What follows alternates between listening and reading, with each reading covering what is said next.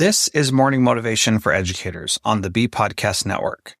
Learn about all the shows at beepodcastnetwork.com.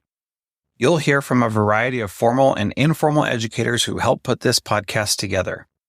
If you'd like to contribute your voice to this show, please go to morningmotivationedu.com to apply. Every year at the New Teacher Breakfast, I'd welcome nearly 150 new educators to the school district.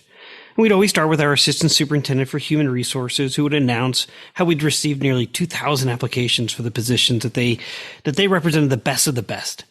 And the Chamber of Commerce would then follow with a welcome of their own. And following breakfast, it was my turn. I'd give the superintendent's welcome, where I always spoke of my first-year teaching experience in Trailer C in Oakland, California. And I would tell them a story about lessons learned, particularly my lesson learned after a brush with chaos. In my first year of teaching in a Spanish bilingual classroom in Oakland, our school adopted a reading program that required children to leave their classrooms and to go to another classroom for 90 minutes each morning for their reading instruction. And depending on student needs, teachers were assigned different reading levels. And so one grading period, I taught 6th grade English to 4th and 5th graders. And it was in this reading class where I learned a really valuable lesson. Our classroom, made up of almost exclusively of advanced students from other classrooms, they'd come to my classroom, Trailer C, and I selected Mildred Taylor's Roll of Thunder, Hear My Cry. And I can still remember the spirited conversations about race and class and the intersectionality of race and class in the Deep South in the early part of the 20th century. And every morning, we'd start the lesson with 5 vocabulary words, and I'd encourage the children to act out the words using a strategy called Total Physical Response, or TPR.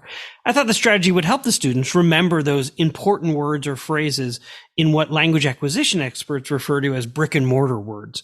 On this fateful morning, I selected my words and had the children act them out. I'd simply announce each word, and so I remember one word clearly: prowl.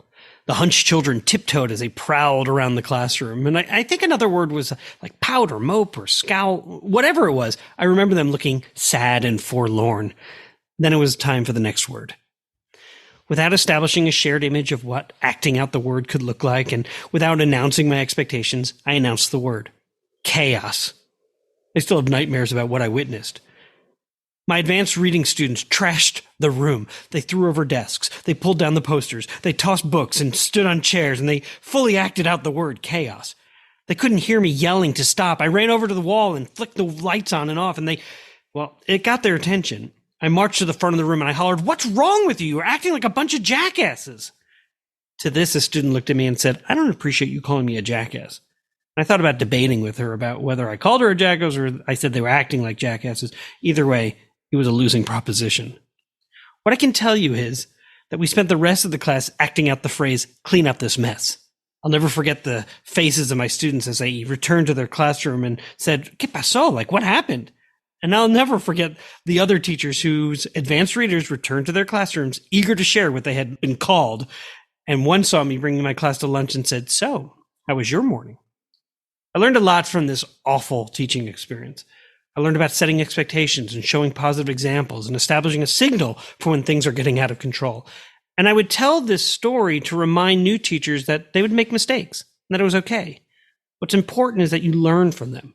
And that's what my work as an educator and an advisor is all about. I identify as a human-centered leader. Having an opportunity to learn from one's experiences is fundamental to that identity. In my book, An Imperfect Leader, Human-Centered Leadership in After Action, and my podcast with the same name, I provide an opportunity to learn from the experiences of school and district leaders. There are leaders at every level, and we continue to develop our leadership skills, for the reality is that all of us are imperfect. In fact, I teach a model called the Human-Centered School Transformation Model, which has 3 dimensions, and they all lead to a culture of deep learning. A culture of deep leading and deep learning is a different way of thinking about leadership. It asks you to think about why and what and how we might lead in a different way. And there are 3 dimensions: collective aspiration, nested patterns, and leaders learning work. Collective aspiration makes sure that everyone in the organization is on the same page. It's the why. Nested patterns are the behaviors of everyone in the organization and describes the behaviors that are valued. It's the what. And leaders learning work is where the core processes and practices can be found. It's where we are reminded of the fundamentals of leadership. It's the how. Collective aspiration, nested patterns, and leaders learning work. They each lead us to a better place as an organization. I'm so glad to have had this opportunity to connect with you today. In my book, in my podcast, and in my work as a coach and advisor, I try to project someone striving to learn from his experiences through genuine reflection. The aim of every professional interaction I have is to lift the learning and lift the imperfect leaders up. That way, when you hear the term imperfect, you'll see strength.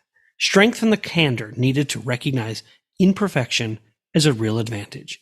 You can find me at human-centeredleaders.com to learn more. Thanks for listening. And whatever role you have in education, we have a podcast for you at bpodcastnetwork.com.